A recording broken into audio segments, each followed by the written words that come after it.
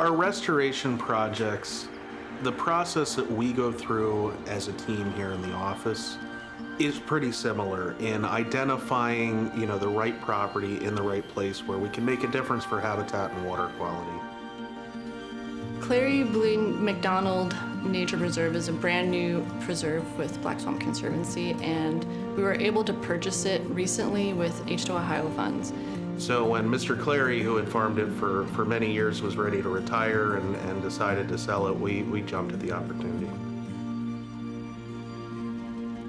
This is a property that's really unique, both because of its size and because it sits on either side of Wolf Creek, which is a major tributary running into the Sandusky River. It's a large property where we can really affect wildlife habitat and also improve water quality.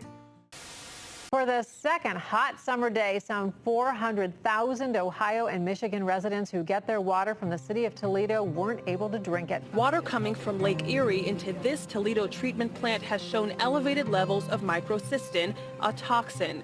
Authorities say the culprit is this huge algae bloom fed by farm and sewage plant runoff. Through centuries of farming, we've really flattened out the landscape. Even more than Northwest Ohio is already flat. Rainwater that's going through the farm field is getting full of nutrients that were put in as fertilizer onto the soil. And so all that nutrient and fertilizer is going into the creek immediately without interacting with anything but a pipe. All of that nutrient is now in the water and turns into algal blooms. Where we can make the most difference for water quality in Lake Erie is working in the upper stretches of the watershed. So getting up into a tributary like Wolf Creek is where we can really make a difference and an impact. One of the unique aspects of the project that we're doing is that it's along a whole mile of Wolf Creek. We have property on both sides of the creek. With the H2 Ohio funds, that's exactly what they're looking for is spots where we can put treatments like wetlands and affect a lot of water from a lot of different farms, not just taking away the runoff that was coming off of the farm we're working on, but affect the water from the surrounding farms. Tonight, the governor's plan to cut phosphorus runoff into the lake going into effect as we close in on spring. H2 Ohio makes $30 million available to farmers to make changes to their crop management. The fun thing about working on these projects that are funded through the H2 Ohio initiative is they are lightning speed for a restoration project.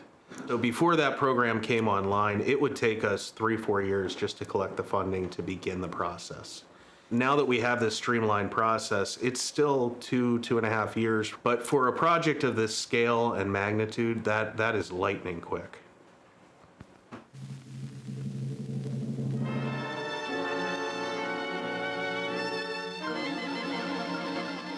So this whole region was the historic Great Black Swamp and the surrounding associated habitats with it. So when we're looking back at what to do to restore the land, rejuvenate it, we have to look at the historical records and what was here, and then we also have to look at what's changed. There are 127 million acres of wetland in the United States. These wetlands are enormously rich lands, rich for farming and rich for grazing livestock. Here is one of the last great frontiers of America. The old adage is that wetlands are nature's kidneys. What happens is we're able to capture water on a property. That helps to keep it from transporting nutrients and sediments quickly into a river, a creek. When we don't have that and the water moves quickly out to Lake Erie, we're not feeding the natural habitats, we're feeding harmful algal blooms. One way of getting surplus water under control is to dig drainage ditches like this, emptying into larger ditches, and these into still larger trunk ditches, and trunk ditches emptying into the rivers and bays. Draining our wetlands is just another part of America's big job of soil conservation.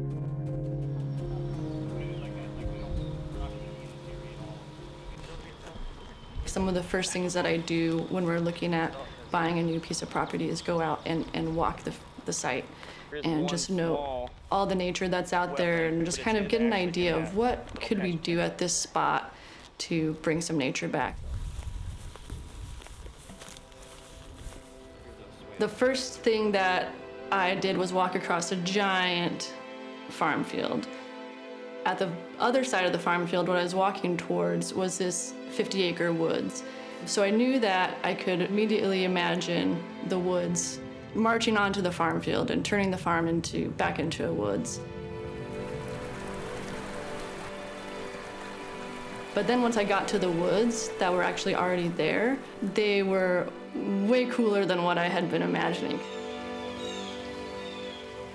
It wasn't just like a little woodlot with, maybe some old farm tractors that have been hidden away in it. This one has wetlands already in there. So the Wolf Creek flows right through those woods and it floods up into them, and it left behind all these wetlands. And so walking into the woods for the first time, it was just immediately, my feet were wet. There were all sorts of creatures and lots of wetland plants, which was really exciting to see. I love what I do because we really get to make changes on the landscape here in Northwest Ohio.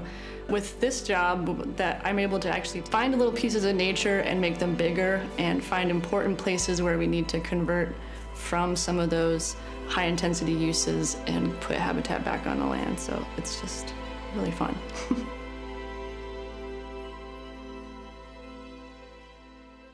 Today, we're very excited to get started on this project. We're excited to get going too.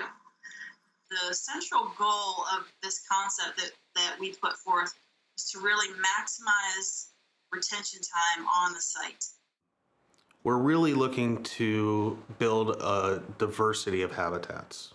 And we're also trying to mimic what would have been on the land before it was cleared originally. So on this site, we're expanding the riparian floodplain zone, building that forest out, putting in functioning floodplains. In the upland areas, we're going to be putting in pocket vernal wetlands, some prairie areas, and some upland woods. With this project, just by virtue of its location and how big it is, we're going to be able to bring in all sorts of new wildlife into the site. The wildlife that's already living in the existing 50 acres of woods will just explode. They're going to pop into our new wetlands and new woods that we're making and just have a much more robust population. This particular project, I think, has the potential to be not only but the best that we've done to date.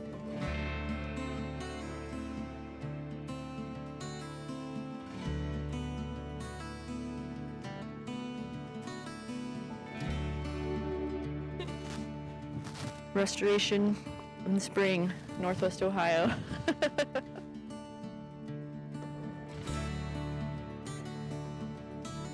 Black Swamp Conservancy was founded by a small group of really impassioned people in 1993. This group was really concerned by the rapid development we were seeing. So they came together, and with the help of the Land Trust Alliance and the Nature Conservancy, they founded Black Swamp Conservancy as the local land trust for this community. We really started into restoration work right about 2013. And then when the H2 Ohio program came online, the resources to do this work really expanded. And we're currently doing about 3, 4, 5 projects a year. Probably have about 15 restoration projects under our belt at this point.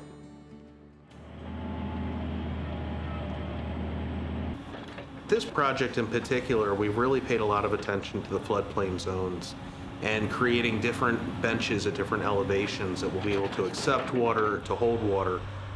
What we're doing is breaking those tiles in strategic spots so that the water is still coming in from our neighboring farms, but then on our property, the water stops.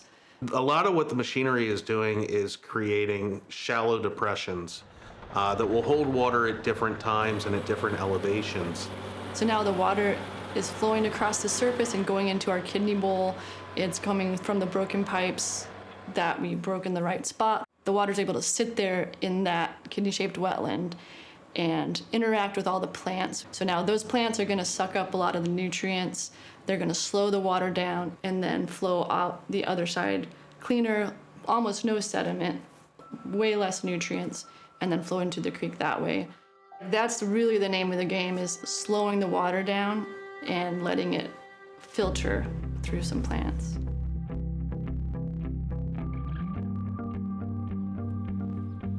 Feel free to gather around here. I'll go through just a couple quick things. Just a quick review of the overall plan. But what I'd like to do is sort of discuss the major habitat features on this side of the project. You know, all of the work that we accomplish is done in partnership. We're also partnered with a whole lot of academic institutions who are studying the water quality effects and making sure that we're doing this as well as we can. We want to get as much water in there as possible, hold it in floodplain channels as long as possible, and then send it back to the creek. So we want that grade to be messy. That's why we put all the guys that are just learning how to grade. It's all messy and stuff. Their operators are very good, so sometimes you have to tell them, like, you know, rough it out. Yeah, I'm excited to see what you do on the other side. Yeah. Personally. Rob's pumped. Let's do it.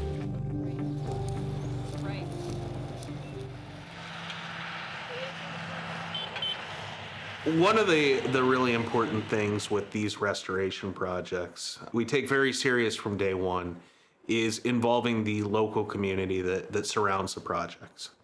You know, we're restoring this site, but we don't want to negatively impact our neighbors. And, you know, the surrounding fields are going to remain farmland.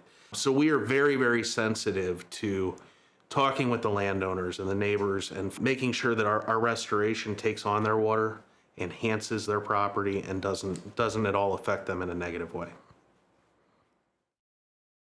So once this restoration is complete, we're gonna gift the property over to the Seneca County Park District. That's something that Black Swamp Conservancy often does, is we'll partner with a public agency or a local park district that can manage for public access. And they're gonna be using it to get the public out to learn about nature for outdoor education.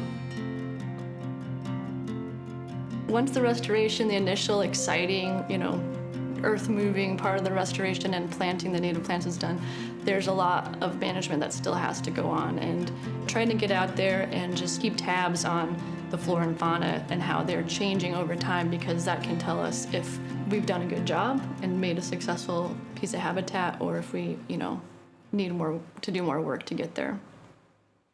It won't take more than 6 months before we start to see little frogs and turtles move into this habitat, and we start to see you know, raptors hunting over the fields. It takes a few years for the wetlands to really develop and for the soils to start to hold the water. These little saplings that we're planting today are going to slowly grow into trees, and they're going to become a mature forest that are going to surround these areas. This project and the restoration work that we do in general is really about making a substance change for our community and for the future of our community. The site right now is, you know, looks like bare dirt with some straw on it because it's just getting finished up with the restoration. And so in a year, it's gonna look green. There's gonna be some water in our wetlands, but probably not a lot of water the first year. And then 3 years later, there's gonna be a lot more water staying in our wetlands. There's gonna be a lot more wetland plants that have grown up. One of the first things that is going to come to the site with these new wetlands that we're putting outside of the existing woods is going to be frogs. Like, usually when I do a restoration, the frogs are there 2 months after we finish digging the wetlands. What I'm hoping down the line is that we're going to get some of the slower wildlife like turtles.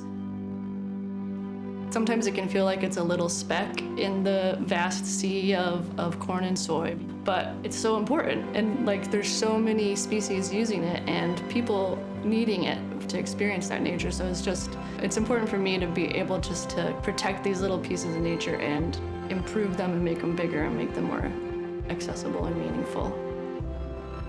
You know, what we're hoping to do here is, you know, each project builds on one another. We're looking at a future landscape that incorporates a lot more natural area, provides more recreational opportunity, healthier wildlife populations, and leads to a thriving region. My hope is that in 100 years, this is going to be a small component of the bigger picture of what Northwest Ohio could be, because that change is needed.